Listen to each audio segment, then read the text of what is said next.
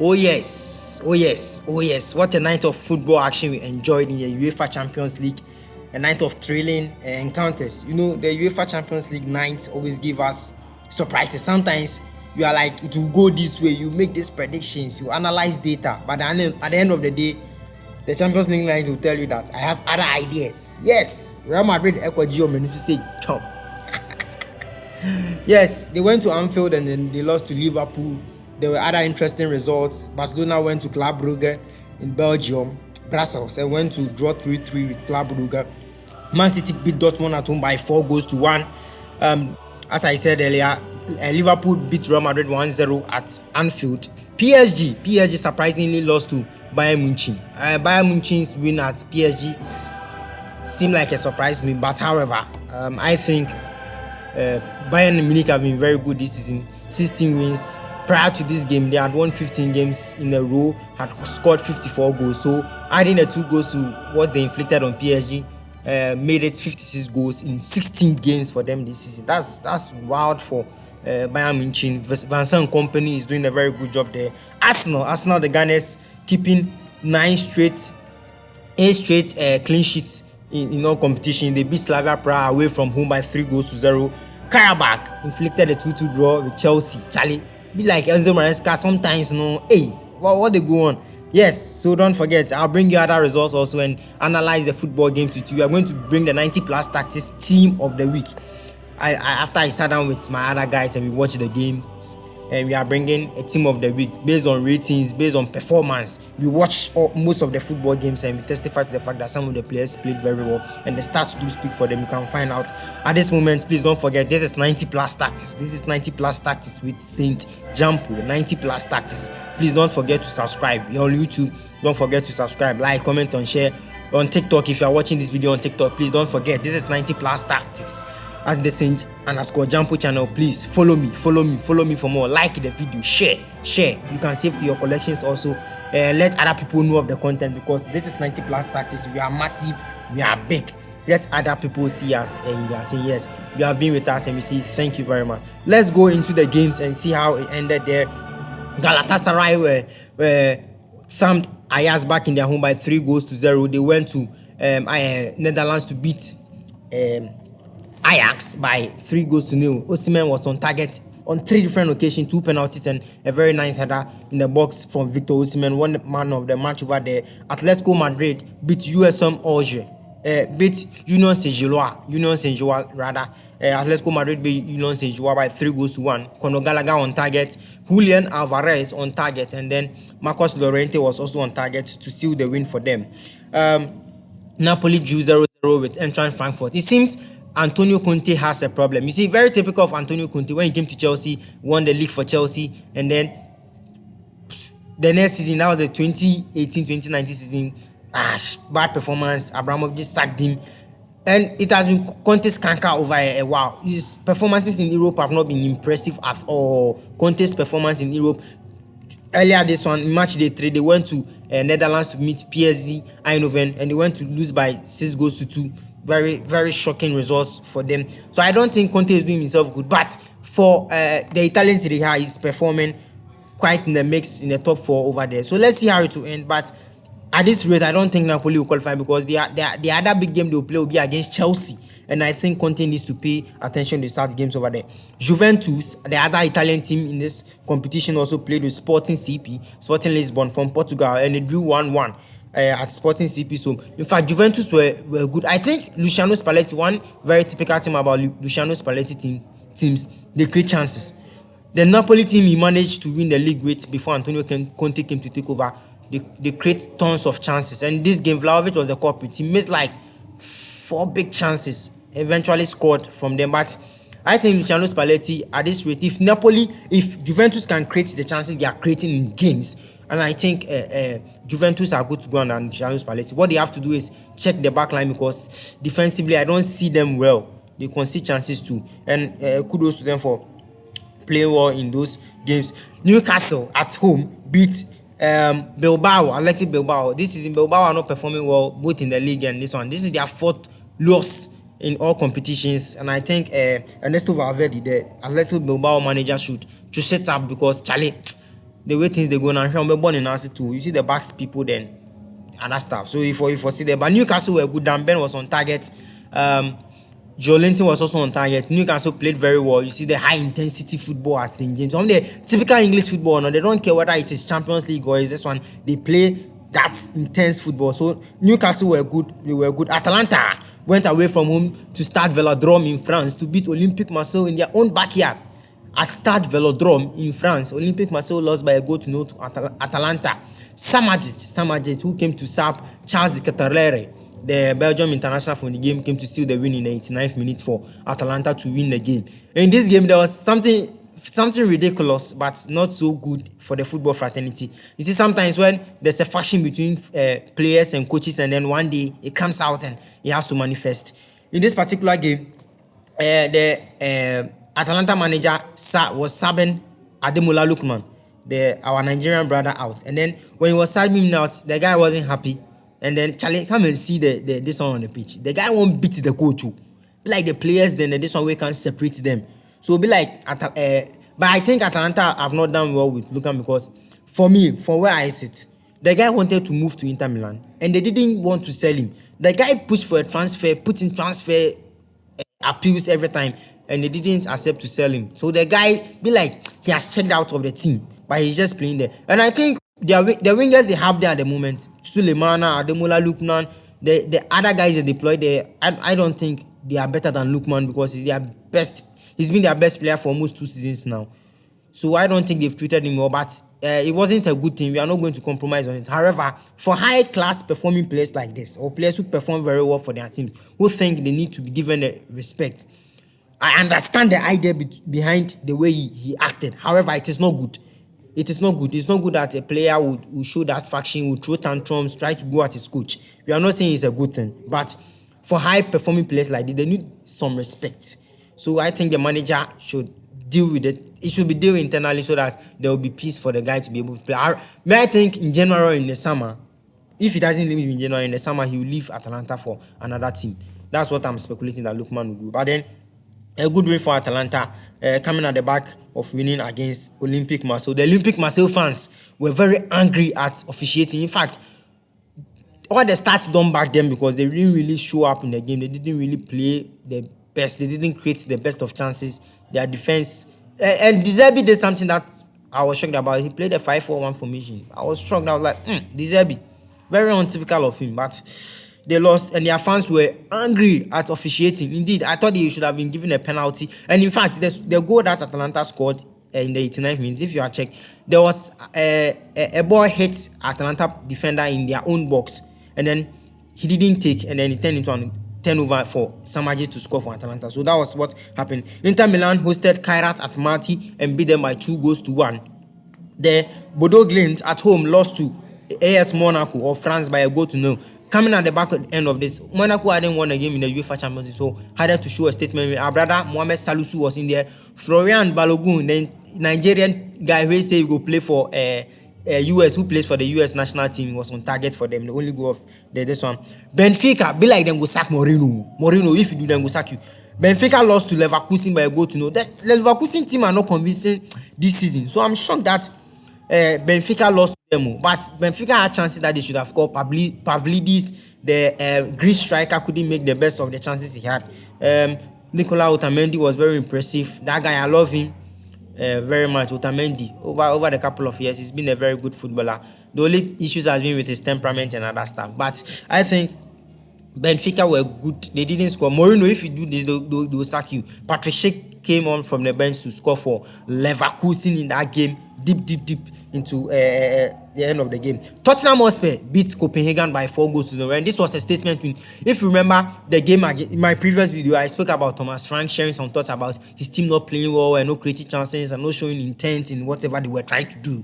And then in this particular game, he called out some players. In fact, in the game against Chelsea, when the game ended and the players, the manager went onto the field to shake hands with the players or congratulate the Chelsea players. In an attempt to shake his own player, Thomas Frank, to shake Jess Spence, the player he placed at left back, the player player throwing hands say, we want to shake the manager and other stuff. So be like there's some faction be there like that. But in this particular game, they showed up. He reshuffled. There is some Mohamed Kudus didn't start. Kolo Muani was good in this game. Odobe played. He was very good. Palhinha came off the bench to score. Mickey Van de Ven is in our team of the week. I'll bring it to you shortly and let's see how it ended over there. The Arsenal win. Arsenal won by 3-0. 3-0 against Slava Praha. Staka was on target with from the penalty spot, and then Mikel Merino makeshift number 9 back into the scoring chat again with 2 goals over the typical striker goes for Merino, but meanwhile he's not a striker. So that's very impressive over there. Phil Foden scored twice for Manchester City. Erling Haaland was on target, and then Ryan Cherki, the player.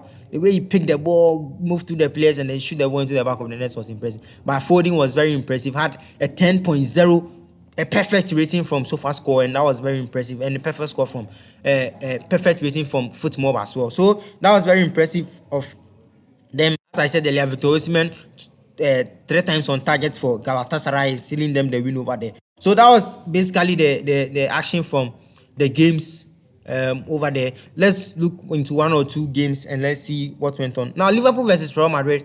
Quickly, I thought Xabi Alonso played the game into the hands of Arne Slot. However, it didn't mean that Arne Slot didn't do something better. Liverpool played very well. They created chances. The Szoboszlai chance that Courtois saved was Thibaut Courtois. Real Madrid should be thanking Courtois again, because this game could have ended in a 4-0, 5-0, because those Szoboszlai shots and other stuff that Courtois was saving was very impressive for them. Again, Real Madrid have issues. In fact, in this game, I was trying to call out some players who didn't play well. People didn't agree with me. However, from where I sit and what I saw, in the first half, Real Madrid's route to go was, you see, per the Real Madrid lineup, they had a very flat midfield four of Ada Güler, Jude Bellingham, Eduardo Camavinga, and Aurelien Tchouameni. So in that vein, it means that their right side of attack would be very blunt, except maybe for Valverde to pump forward and try to create something from there. But the whole idea of the Madrid system was that they will concentrate themselves on the right side and then free Vini 1v1 on situations. So if you realize in the first half, Vini came up 1v1 with Conor Bradley, where Konate sometimes stepped in to help Bradley. Vinicius couldn't get the better of Bradley. Bradley had the better of Vinicius throughout the game. So I thought Vini had a bad game. Mbappe, a corporate of them, also had a bad game. Sometimes he needed to be in the box for the services to be there. He didn't show. Real Madrid had 2 shots on target, which came from Ada Güler and then Jude Bellingham.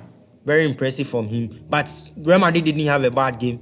Didn't have a good game, sorry. Real Madrid didn't have a good game. Liverpool deserved to win, and they deserved to win by a good scoreline. But after all, McAllister did what was needed for them, scored the goal that Liverpool needed to be able to win the game. So congratulations to Liverpool for winning this game after coming on the back end of winning against Villa, but have not been impressive this season.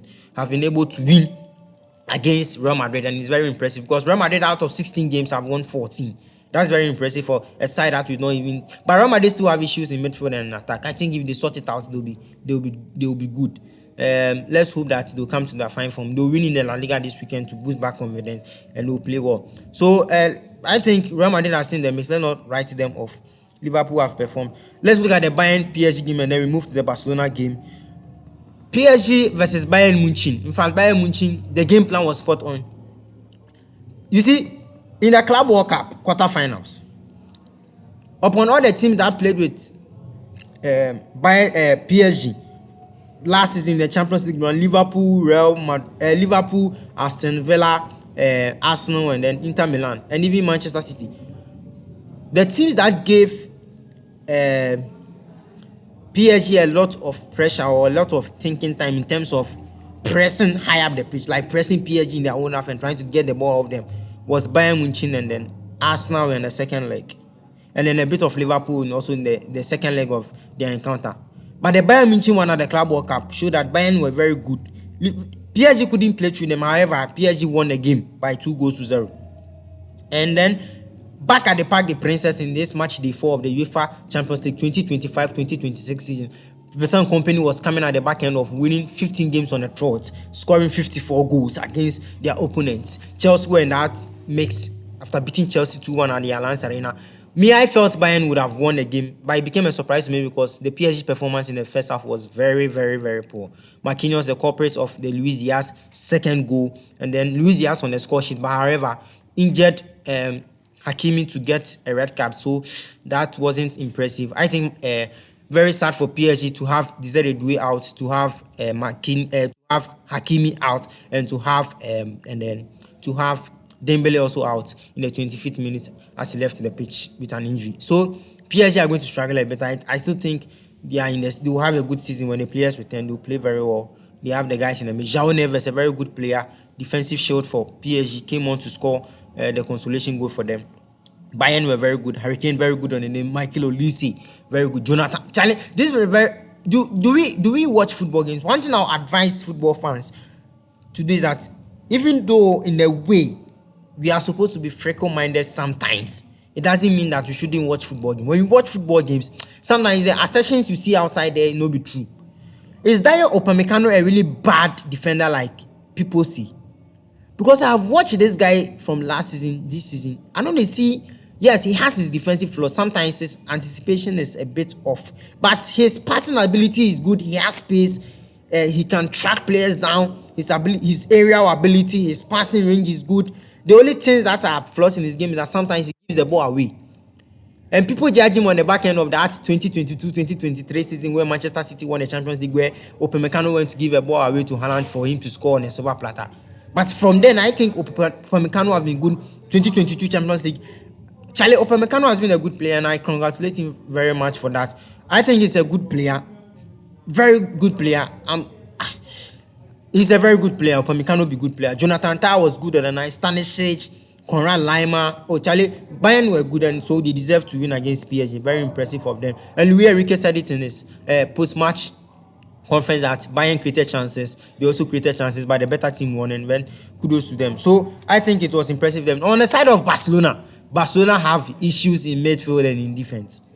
You see, last season when Barcelona were playing this high-octane, high-reward football game, high-pressing football game, it was speaking because most teams couldn't figure out how Barcelona was setting up defensively in terms of the high line. And even with the high line stuff, you know the first principle of high-reward, high-risk, high-reward football. The thing is, anytime you are pressing very high up the pitch, it should be aggressive and coordinated. You should put pressure on the ball.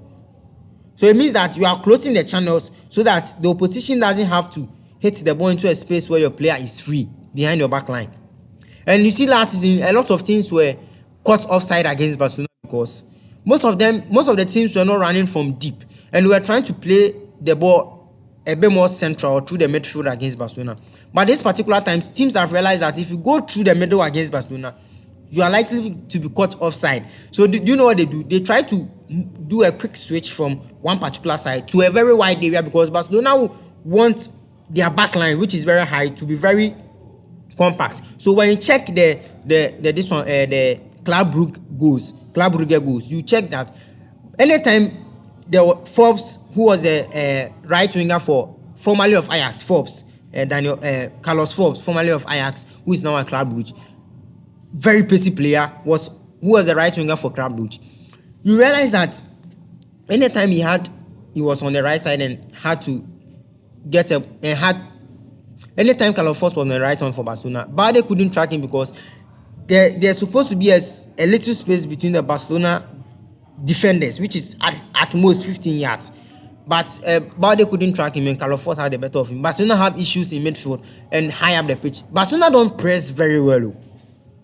Their front line players and then their midfield players don't press their opposition players, or they don't close the channels, or they don't cut passing as well. And the absence of Pedri in this game caused them a bit.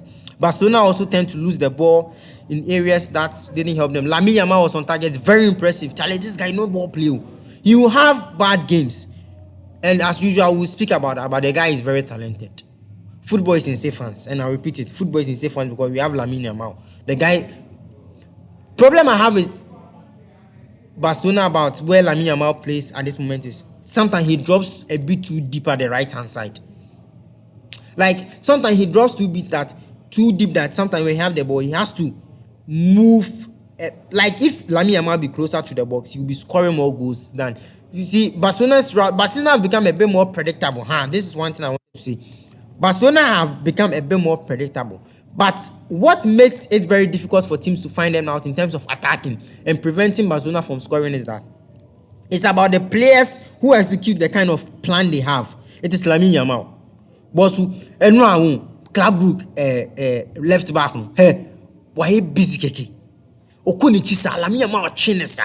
Like, you know that Barcelona will try to overload the left hand side where the other players will be, and then free Lamine Yamal. Kunde will make that run into the box, and then Fermin Lopez will come and help and will do that interplay and other stuff. But you know that is what Barcelona will do. But you can't stop it because of the way it is executed and the zones in which it is executed and the players who execute it. Sometimes if you try to follow the movement too much, you'll be caught in a situation where you can't do anything, and that's how Club Brugge suffered 3 goals against Barcelona. But however, Club Brugge were good. They deserve to win. Anthony Taylor, you robbed Club Brugge of a fine goal. That Szczesny goal that Szczesny caused Barcelona, it was a goal. The guy they go dribble way car inside, where he hit it up, he take his leg, go chuck the player in body. Where the player they go, you should have fall down some antics be where you go. The team pay me, then Barcelona for lose. But they had a threat. Barcelona have issues. And Thierry Henry said at CBS that you can't win the Champions League like this. Barcelona need to improve. So that is our Champions League review over there. I'll bring you in the next video the team of the week, 90 plus tactics team of the week. Please don't forget, this is 90 plus tactics. Please subscribe, like, comment and share. Subscribe, like, comment and share. The next round of the Champions League games will be on 25th and 26th November, so let's take note of that. This is 90 plus tactics on YouTube. Please subscribe, like, comment and share. On TikTok, please follow me, like the video, share for people to know the content, and let us grow together. On Instagram, it is 90.tactics, 90.tactics on Instagram and Threads. On X, it is 90_tactics. You can follow me on Facebook also. It is Saint_Gyampoh over there. Yes, this is your usual breakdown of the UEFA Champions League game. Adios. Please don't forget, this is 90 plus tactics. Subscribe, like, comment and share.